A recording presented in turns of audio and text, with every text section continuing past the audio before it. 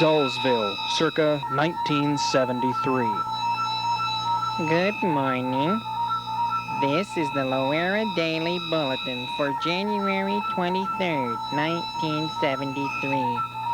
Announcement. The Girls League is Then the class of 74 arrives. Good morning! This is the Loara Daily Bulletin for Tuesday, September 23rd. How did this dramatic change come about? Why did it disappear almost as suddenly as it came? What made the class of 74 different? We'll attempt to answer these questions on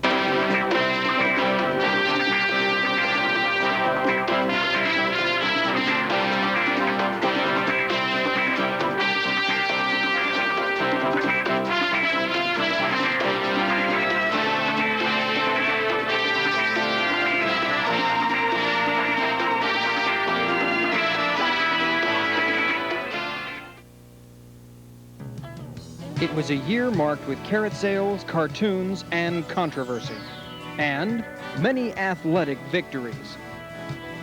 Dave Hurlburt was a cross-country coach in the year 1974. We had a very good cross-country team. The great Ralph Cerna qualified for the Olympic trials, in fact, this year at Buffalo, New York, in the marathon competition. Jose Saavedra, great transfer from Taft High School, such people as Mark Heinzman, Ed Lopez, Steve Neat, a lot of old names that bring back fond memories. I'd like to really say hello to some of my great sophomore baseball team where we went 22-2. Lawson, Little, the guy with the big nose. Who was that? Who was the guy with the big nose? Mark Mazda, yeah. And of course, our share of athletic defeats. I'd like to thank Joe Lynch for dropping the pass, not getting us in the CIF that year. I'd like to extend my greetings to my favorite injured athlete, Les Martin, who missed a field goal and decided to recover the damn thing like a complete idiot. All the coaches had immediate shock.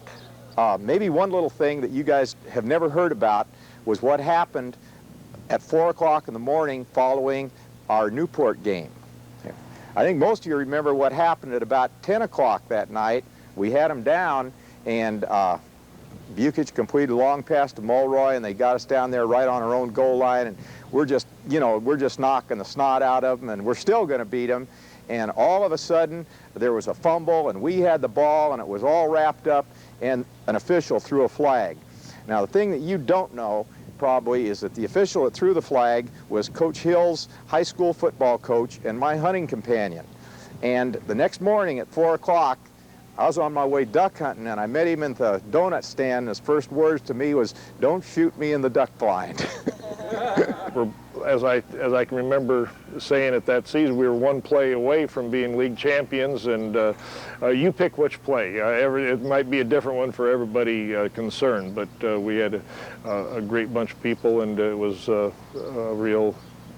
it'd be wonderful to see all those guys 10 years later. I know they don't all look maybe as good as they did then, and some look a whole lot better. But who were these students? Several theories hint that they were possibly superior beings and perhaps from another world. John Dalem was a wrestling coach and psychology instructor. He and other eyewitnesses recall the class of 74. Probably the best class that came through here in 74. In 1974, that year. No, you really, you guys had a fantastic class. I just did a history of Loara High School, and I had to write up a thing about some of the things that happened among the senior classes, and I was remembering about Glenn Sonnenberg in the day you had Squirt, and that was right here in the senior court, I don't know, senior quarantine of underclassmen or something like that. You had a carrot sale.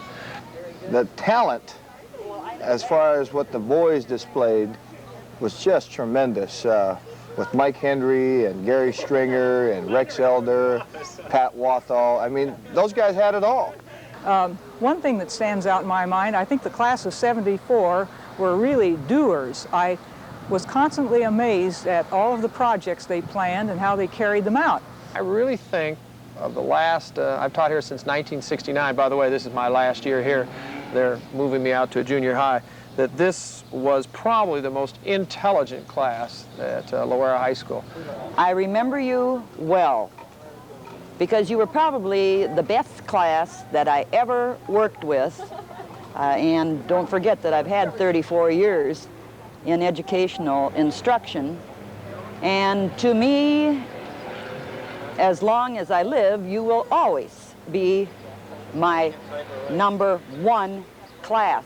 I think the class of '74, the girls that were on the drill team and the song and cheerleaders were some of the most attractive women I've ever seen anywhere. And I was fortunate teaching at Loara because I'm sure I saw more pretty girls in a week's time than most guys see in their whole life. So that was kind of nice. It was a pleasant environment, good scenery every day.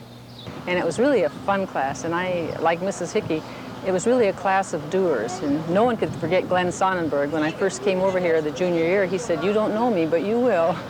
But I think it was also the most active senior class. We had a class a couple years ago, class 82 was very active as seniors, but I think your class did more. Remember, you had the t-shirts and the whole schmear, and I think your class probably did more as seniors than any other class. I don't know what you did outside of school that was too productive and parties and stuff like that. They've been branded tradition breakers and tradition makers. The first ever Senior Follies was an example of both those titles. Mrs. Jean Mangan was the assistant principal in the year 1974. You did several firsts while you were here on campus. I can remember our Senior Follies. What a joy and a pleasure that was. And this is a first. As long as I can remember, no one has ever had a pre-session to a class reunion of this particular nature. So my congratulations to you again. But perhaps the birth of the spirit of 74 can be traced to October 10th, 1973. At 12:10, President Glenn Sonnenberg led his class into the first military action in Loara Saxon history.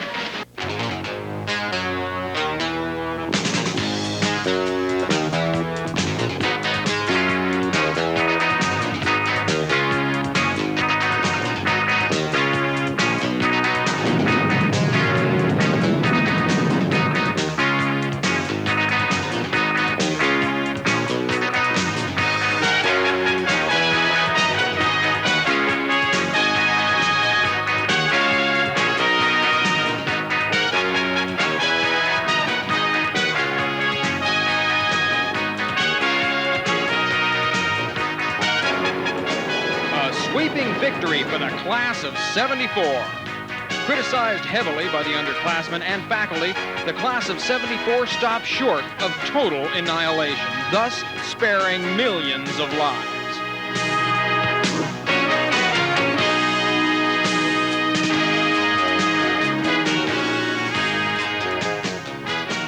Victory and prosperity reigned supreme.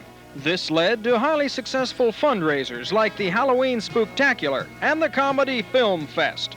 Also, visits from Larry Fine of the Three Stooges and Matt Beard, who was stymie on our gang.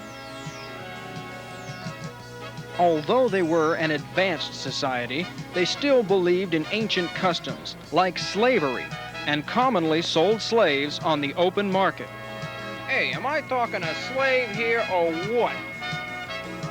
Michael Rowe was an English instructor in 1974. Mr. Rowe, how would you describe President Glenn Sonnenberg? Champion of the people, defender of truth, friend of the working girl. Mini-course day, a day of tradition-breaking success that allowed us to explore subjects from cake decorating and gambling techniques to creative meal planning, or karate to auto insurance. And who could ever forget Mr. Denny in the auditorium teaching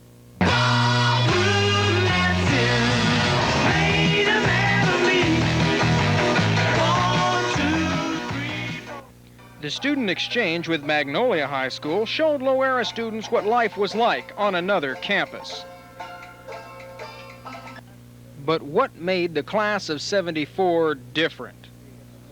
I think the class of '74 was starting to realize that sex was more fun than drugs. Grad night ports a call, the ultimate tradition breaker. One in particular was in their senior year when they had their senior class party planned. Instead of going the traditional class night at Disneyland, they planned something at Ports of Call, and I was aghast thinking of all of the money that was involved there and who was going to foot the bill and whether they were going to sell enough tickets, but it seemed like everything worked out fine. Do you miss the spirit of '74? And who specifically do you recollect? I know those were the days when we used to have assemblies that meant something. Yep. We were still dressed in blazers, right? And then the Lindbergh twins, who were constantly in my office for numerous reasons. And now I understand that one of you is becoming such a fantastic writer that you've written all sorts of books that are on the market. How come you never wrote me a letter? You always came to see me before. You always told me everything before. Thanks a lot, Jeff. I appreciate that. Yeah, if you came to Loara today, you'd probably be shocked at the costumes. I came at that era, there was long hair, and I was pretty shocked at it. But anymore, I'll accept long hair over pink and orange, lavender and blue, all kinds of silly chains hanging out their ears. You guys were beautiful. Earrings hanging out their ears, but you guys were really great. The girl that I will never forget, and I can honestly say that I hope my wife isn't around, is since 1969, of all the years I've taught, Dee McDonald. I just thought that she was one of the prettiest girls that ever came through here. And I can remember Shelley Davidson with the short skirts. Just, you know, you can talk about the guys that got the awards, the Les Martins and the Elders and Henrys and Stringers and all those big tackles are always nice to have on your side, you know. Max Bacon was a leader and quarterbacked us and did a great job. And I can remember in that same class, the junior year, when Bacon couldn't, Beck did. And Kent Beck, as we were talking a little earlier, stepped in and quarterbacked us and guided the team to a couple wins that the people didn't think we should have. Take, for example, Lori Earl. She was in my health class back then. Rex Elder, he was in my class. You were a good bunch of young people. You had good ideas, and you followed through. To Gary Stringer, I don't know where you are, but I remember for sure you flatbacked more people in 1 year than any offensive lineman we've ever had here. And Glenn Sonnenberg, I understand that you're still single, and I'm still available. I could mother you, but that would probably be the extent of it. We could always adopt. Joan Powers was one of my favorites. And in fact, her home movies showing her family at Yosemite and her mother rearranging her wardrobe was one of the high points in my mass media class. Wrestling-wise, we did a hell of a job there with Brian Baker and Hutton. I can remember Hutton going out there and rolling around and doing, you know, just giving it all for Loara. Cheryl Van Dyke, outstanding family. There were some cute girls in this class, and I see them here right now, and they're looking pretty good too, I can tell you that right now. Shelley Davidson, she was our Golda Meir of Loara. And in fact, Gary Bruton and I, we got into a little altercation, but it was part of growing up. Hell, I was a young teacher back then, and not to say that I'm getting old, but it happened the first week of school. We were taking ID pictures in the wrestling room. And you were to come in one end and take your pictures, and then you'd go out the other end. And I was standing there, and I was eating a donut, and Gary came up and smashed the donut in my face. And next thing you know, I just acted out of out of impulse and just reacted to it, and I went, ow, and Gary went down, and it was really kind of funny at the time. And then you had some real characters in this class. I remember there's a couple guys about killed me in football. I almost quit after dragging some of those guys around out there. We won't mention any names, Portillo and Harper. Scott, personally, I think I'm in better physical shape than you are, so you better do something about that. As time goes on, I realize just what you mean to me. And now that you're near, promise your love that I've waited to share, and dreams of our moments together.